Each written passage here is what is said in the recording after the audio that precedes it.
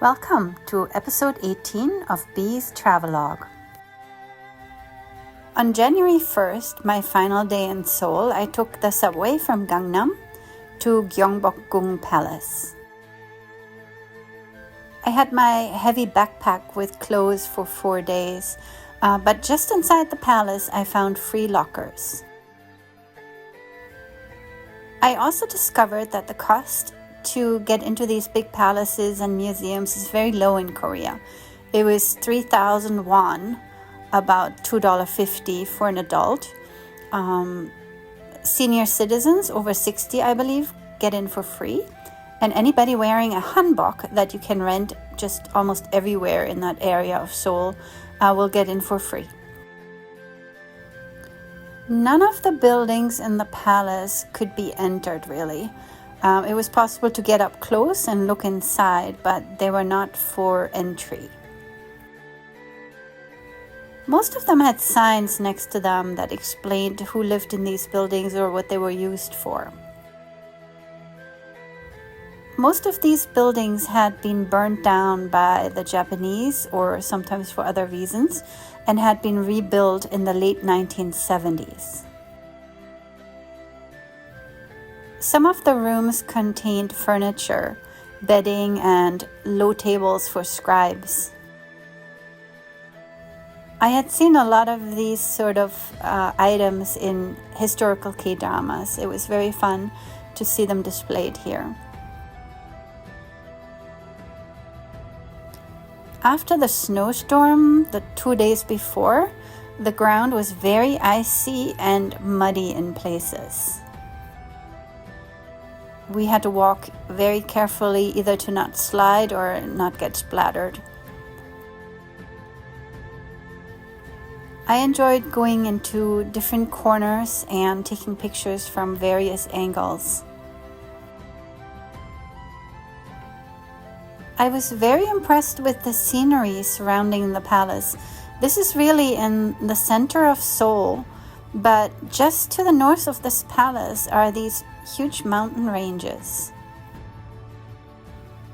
I tried going through each gateway and around each building, and every time I saw somebody wearing a hanbok or the men wearing the uniforms, I got excited to take pictures that looked sort of historical.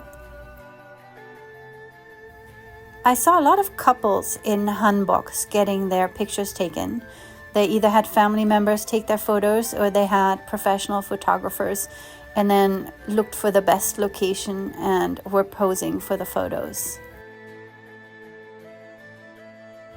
I had started near the southern end of the palace, which is near Gwangamon Square, and then worked my way northward. It's also possible to enter from the northern end and then work your way southward. Signs around the buildings explained how fires in the lower rooms would be used to heat the floors in the upper rooms. Some of the buildings had fancy gardens, especially the buildings that belonged to the queen. In Korea, the king used to live in one part of the palace and the queen would live in another part. These chimneys were in the garden behind the queen's palace and were part of the ondol system. This pagoda is the top of the National Folk Museum.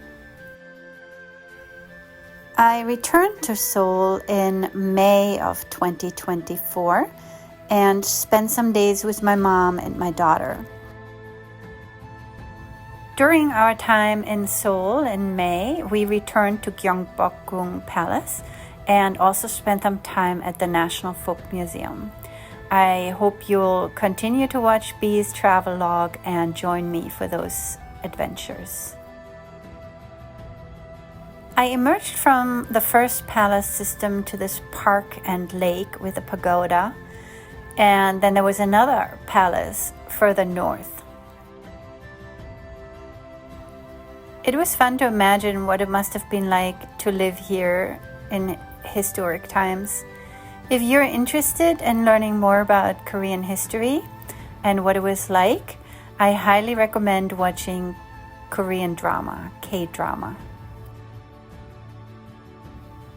Korean buildings were often built around a center courtyard where people would get together and either hang out or work on their daily chores.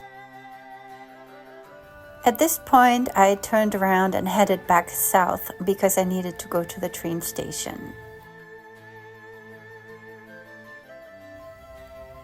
Because this area is so large, I still found buildings I hadn't seen before and new angles. For example, I really loved the reflection of this pagoda in the lake and Namsan Tower in the background. The bridge and the pagoda were not accessible to tourists. I'm not sure if it was because of the winter or because it's always like that. When seeing these pictures, it's really hard to believe that there is a bustling metropolis right past these walls. As I was coming back to the entrance gate, I realized that there was going to be a show going on. People were lining up around the big square, so I joined them and waited to see what was going to happen.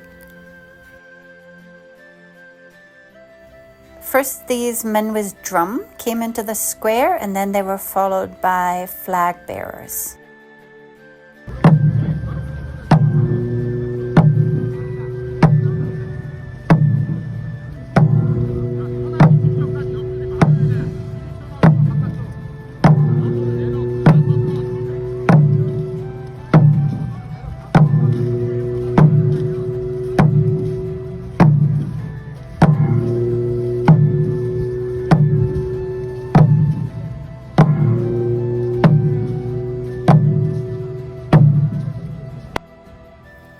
I believe they were practicing for some sort of performance. There was a coach shouting orders and correcting people's stances. It was a lot of fun seeing this colorful show in front of the big gate.